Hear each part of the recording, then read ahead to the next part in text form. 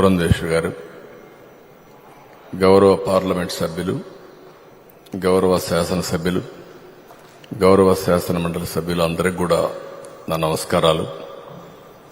మొత్తం ఎన్డీఏ మెంబర్స్కి అందరికీ మరొక్కసారి మనస్ఫూర్తిగా అభినందనలు, నమస్కారాలు.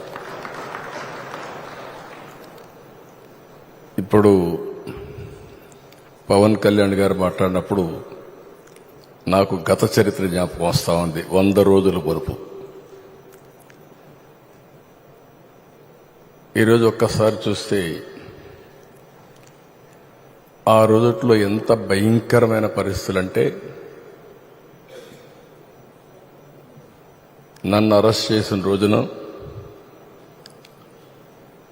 పవన్ కళ్యాణ్ గారు హైదరాబాద్ నుంచి ఇక్కడికి రావాలంటే ఫ్లైట్ క్యాన్సిల్ చేశారు.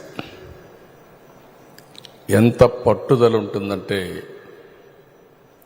ఫ్లైట్ మీరు క్యాన్సిల్ చేస్తే నేను పోలేనా అని చెప్పి నేరుగా బై రోడ్డు వచ్చాడు. రోడ్లో వస్తే నందిగామలో మొత్తం రోడ్డు అంతా బ్లాక్ చేసి పక్కన తిరిగినా రానియకుండా చేస్తే రోడ్డు మీదనే పడుకొని ధర్నా చేశాడు. మామూలుగా సినిమా వాళ్ళు ఇవన్నీ చేయరు. సినిమా వాళ్ళు ఏదైనా చేస్తే షూటింగ్లు చేస్తారు తప్ప నిజ జీవితంలో చేయరు. అలాంటి నిజ జీవితంలో పోరాట యోధుడిగా నిలబడ్డటువంటి మిత్రుడు పవన్ కళ్యాణ్ గారు. నేను ఈరోజు కూడా చూస్తున్నాను, రాజకీయాల్లో ఒక ఆశయం కోసం వచ్చాడు. 2014 నాకు బాగా జ్ఞాపకం. తెలుగుదేశం బీజేపీ పొత్తు పెట్టుకున్నాం. పొత్తు పెట్టుకున్న సందర్భంలో పోటీ చేయకుండా ఎన్డీఏ గెలవాలి, ఇప్పుడు నేను పోటీ చేస్తే ప్రభుత్వ వ్యతిరేక ఓటు చీలుతుంది కాబట్టి చీలకూడదని నిర్ణయం తీసుకుని ఆ రోజు పోటీ చేయకుండా అందరి అభ్యర్థుల కోసం పనిచేసిన వ్యక్తి పవన్ కళ్యాణ్ గారు. నేను ఎప్పుడూ మర్చిపోలేనది. నేను జైల్లో ఉన్నాను. జైలుకు వచ్చాడు. వచ్చినప్పుడు మాట్లాడాడు, చూశారు. అన్నీ ఆలోచించిన తర్వాత బయటెళ్ళి కష్టకాలంలో ఉన్నప్పుడు ఏమాత్రం కూడా ఆలోచించకుండా జనసేన, తెలుగుదేశం పార్టీ 2 పార్టీలు కలిసి పోటీ చేస్తాయని చెప్పిన వ్యక్తి పవన్ కళ్యాణ్ గారు. అప్పటికి వాస్తవంగా ఆలోచిస్తే బీజేపీతో పొత్తులో ఉన్నారు. మళ్ళా అక్కడ ఒక మాట చెప్పాడు, నేను బీజేపీతో పొత్తుంది, వ్యతిరేక ఓటు చేయడానికి వీలు లేదు, కాబట్టి పొత్తు మాత్రం తెలుగుదేశంతో ఉంటుంది, బీజేపీని కూడా ఒప్పించి అలయన్స్ లేకి తెస్తామని చెప్పిన వ్యక్తి పవన్ కళ్యాణ్ గారు. క్రానలాజికల్ గా మనం చూస్తే ఒకటి తర్వాత ఒకటి మేమిద్దరం చూశాం, ఒకే ఆలోచన చేశాం. ప్రజలు గెలవాలి, రాష్ట్రాన్ని మళ్లీ పునర్నిర్మాణం చేయాలి, ఒకే ఆబ్జెక్టివ్. సీట్ల విషయంలో కానీ మీటింగ్ల విషయంలో కానీ ఎక్కడ చిన్న కమ్యూనికేషన్ గ్యాప్ లేకుండా పనిచేశాం. నేను ఈ సందర్భంగా బీజేపీ పార్టీని, పురంధేశ్వరి గారు కూడా మనస్ఫూర్తిగా అభినందిస్తున్నా. ఎందుకంటే వారు కూడా ఈ అలయన్స్ రావడానికి ప్రధానంగా కృషి చేశారు. వేరే వాళ్ళు పార్టీ అధ్యక్షులుగా ఉంటే ఏమయ్యేదో నాకు తెలియదు, కానీ వారు కూడా ఏ విధంగా వర్కౌట్ చేయాలో వర్కౌట్ చేశారు. కేంద్ర నాయకత్వం కూడా ఈ విషయంలో మీరు గుర్తుపెట్టుకోవాలి. నేను పవన్ కళ్యాణ్ గారు ఒక అగ్రిమెంట్కి వచ్చాం. మేము ఇక్కడ ఒక ప్రెస్ కాన్ఫరెన్స్ పెట్టాం. పెట్టి ఎవరెవరెన్ని సీట్లు పోటీ చేస్తాం చెప్పేశాం. కేంద్రం ఒకసారి మాట్లాడాలంటే కేంద్ర నాయకత్వం బీజేపీ, నేను ఆయన ఇద్దరం ఢిల్లీకి వెళ్ళాం. పోయినప్పుడు వాడు మాట్లాడినప్పుడు ఒకే మాట చెప్పారు, అందరం కలిసి పోటీ చేస్తే బాగుంటుంది, అందరం కలిసి చేద్దామని అమిత్ షా గారు, నడ్డా గారు ప్రపోజల్స్ పెట్టినప్పుడు మేమిద్దరం కూడా ఒకే అభిప్రాయానికి వచ్చాం.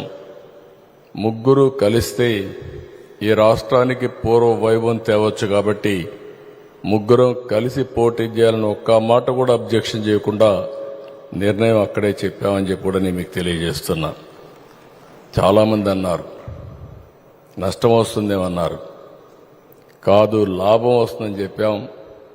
ఆ రోజు మా ఇద్దరి క్యాలిక్యులేషన్ ఏంటంటే ఇద్దరం కలిసి కేంద్రంలో బీజేపీ కూడా ఉంటే ఈ రాష్ట్రానికి న్యాయం జరుగుతుందని ఆలోచించాం. అదే ఈరోజు జరిగింది. మనం ఒక్క విషయం గుర్తుపెట్టుకుంటే 100 రోజులు నరేంద్ర మోడీ గారు మూడోసారి ప్రధానమంత్రిగా 100 రోజులు పూర్తి చేసుకున్నారు. ఇక్కడ ఎన్డీఏ మనందరం కూడా 100 రోజుల పరిపాలన మనం పూర్తి చేసుకున్నాం.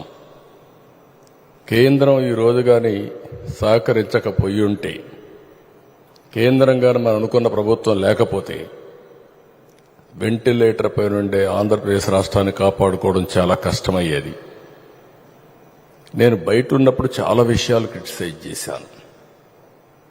కానీ గవర్నమెంట్లోకి వచ్చి చూస్తే ఇప్పటికి కూడా ఈరోజు కేబినెట్లు చూస్తే కేబినెట్ మినిస్టర్స్కి ఆశ్చర్యం వేస్తూ ఉంది, ఇన్ని అవకతవకలు చేయగలిగారా అని.